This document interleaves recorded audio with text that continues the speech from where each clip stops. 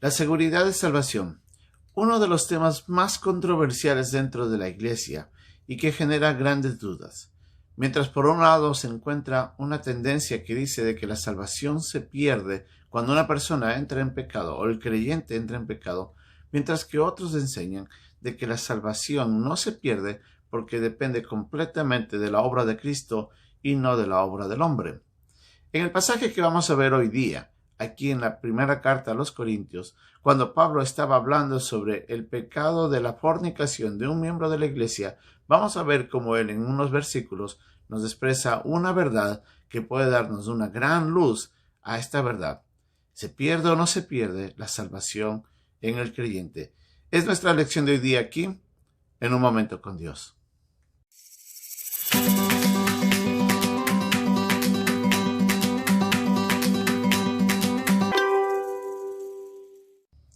Como vamos a ver en este pasaje, Pablo estaba mencionando la vida inapropiada de un creyente que había tomado a su madrastra y había entrado en fornicación.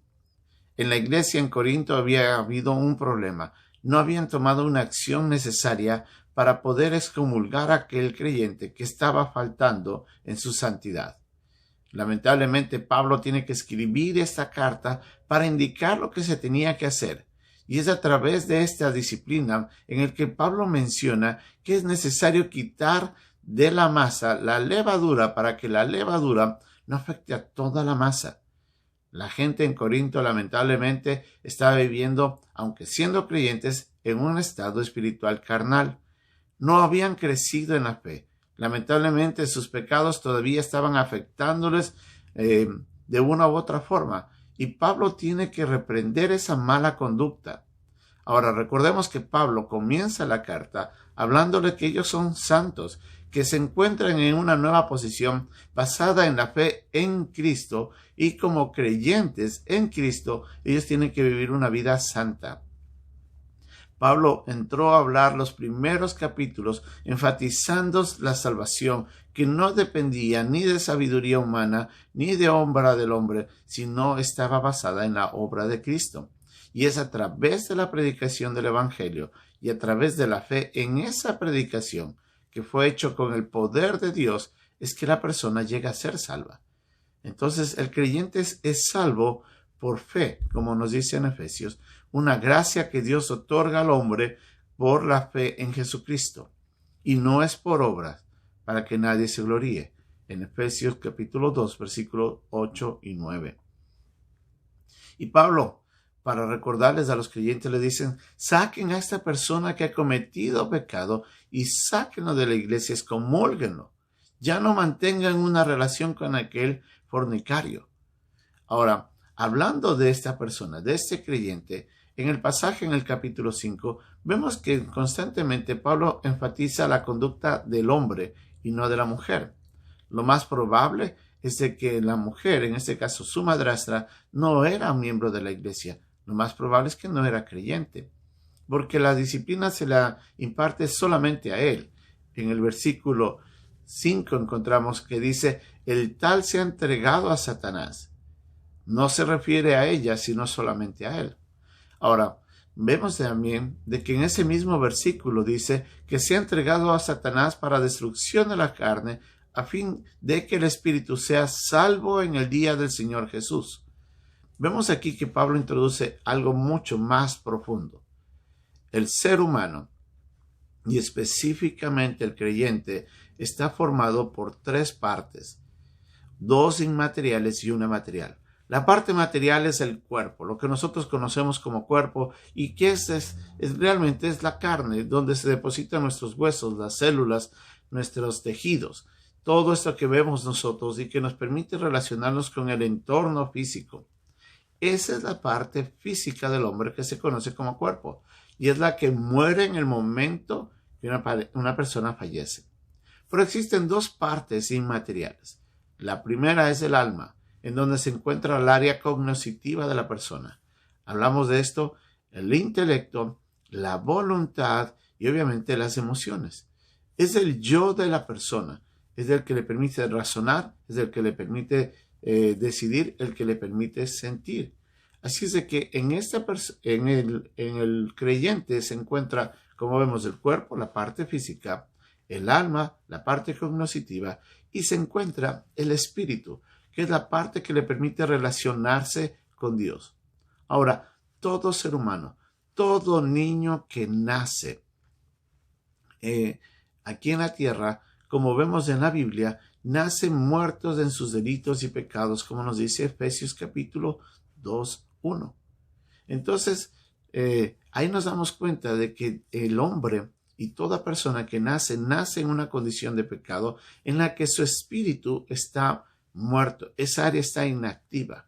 Lamentablemente, fue a causa del pecado de Adán y Eva, allá en el Edén, en el que el pecado entró en el hombre y a través del pecado entró la muerte. Pero entró la muerte espiritual, que es haciendo referencia a dos cosas. Primero, el espíritu está muerto. Y segundo, y esta es la parte más dura, la segunda muerte que se la conoce, es la que el hombre, a causa de su pecado y su falta de arrepentimiento y salvación, llega a pasar la eternidad en la condenación. Entonces, el hombre nace con un alma viva, con un cuerpo vivo, con un espíritu muerto. En la salvación, el Espíritu Santo entra a regenerar, como nos dice también en Tito, en el capítulo 3, llega a regenerar o a dar vida a este espíritu que estaba muerto. Y a eso es a lo que Jesucristo en Juan capítulo 3 le llama el nuevo nacimiento. La persona nace de nuevo a una vida espiritual porque estábamos muertos, recordemos en Efesios, en nuestros delitos y pecados, y entramos a nacer espiritualmente a través de la obra del Espíritu Santo. Entonces ahora tenemos tres elementos en el creyente nada más: el cuerpo, la primera parte material, el alma y el espíritu, las dos partes inmateriales. La una es el área cognitiva y la otra es la que me permite relacionarme con Dios. Y es ahí donde Pablo está mencionando de que el cuerpo va a ser entregado a Satanás. Y Satanás va a tomar el cuerpo, va a usarlo para el pecado. Porque en el pecado, y eso es otro de los puntos que tenemos que analizar, como nos dice en el capítulo 7 de Romanos, el mismo Pablo menciona que es ahí en el cuerpo donde mora el pecado. Entonces, una persona peca es porque en nuestro cuerpo está esa tendencia a pecar. Es la parte que está corrompida del hombre.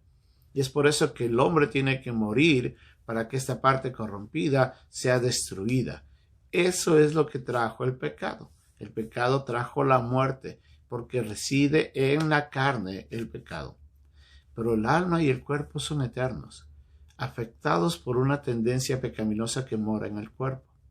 Entonces Pablo diciendo vamos a entregarle, hablando del creyente, a este hombre, a Satanás, para que viva en el pecado y muera en el pecado y sea destruido ahí. Pero su alma, como él mismo dice, será salvo en el día del Señor Jesucristo. El alma y el espíritu del hombre son eternos. Pero lamentablemente, para la persona que no ha recibido a Cristo como su Salvador personal, no tiene esa naturaleza espiritual, porque no ha nacido de nuevo. Y es por eso de que su pecado le condena, y al no tener esa capacidad de relacionarse de nuevo con Dios, y al no haber nacido de nuevo, y al que sus pecados no hayan sido perdonados por la obra de Cristo, es que el hombre pasa la eternidad con un alma destinada al infierno. Es ahí estas dos verdades que son completamente claras en toda la Biblia. El creyente tiene el alma, el cuerpo y el espíritu, todos vivos. El hombre muere o el creyente muere, su cuerpo muere, pero su alma y su espíritu son llevados de la presencia de Dios y será resucitado el momento que Cristo venga. El no creyente tiene un alma viva, un espíritu muerto, y cuando muere su cuerpo es enterrado también y será resucitado, en cambio, para la condenación eterna. Y ahí es donde pasará junto al alma en el infierno. Dos destinos completamente distintos, dos momentos completamente distintos, pero algo muy importante: el uno tiene al espíritu, el creyente; el otro no tiene el espíritu, el no creyente. No hablamos del espíritu de Dios, sino del espíritu del hombre. Y Pablo menciona esto. Y es a eso lo que dice, quiten a ese creyente. Dejen que vivan el pecado, ya apártenlo. Si no se quiere arrepentir, déjenlo a un costado. Él va a morir en el pecado, pero su alma o su espíritu va a ser llevado a la presencia de Dios. Y obviamente será resucitado, como nos dice más adelante en otros escritos del mismo Pablo. Estas verdades generan gran polémica dentro de la iglesia. Debemos recordar algo. La salvación no depende del hombre. El hombre no ha hecho nada ni podrá hacer nada para salvarse a sí mismo. La salvación depende de la obra completa y perfecta de Cristo en la cruz. Lo único que necesita hacer el hombre es poner su esperanza en Él. Y eso es lo único que le puede llevar a la salvación. Lo que pasa es que el hombre o decide vivir a su manera, tratando de alcanzar su propia salvación, y nunca la va a alcanzar. O ya cuando está salvo, lamentablemente por una mala enseñanza, se cree de que la salvación se puede perder y trata de conservar su salvación. La salvación nunca dependerá del hombre. Pablo decía en Gálatas claramente en el capítulo 2, versículo 16, de que el hombre no es justificado por las obras de la ley, por cuanto por las obras de la ley ningún hombre será justificado.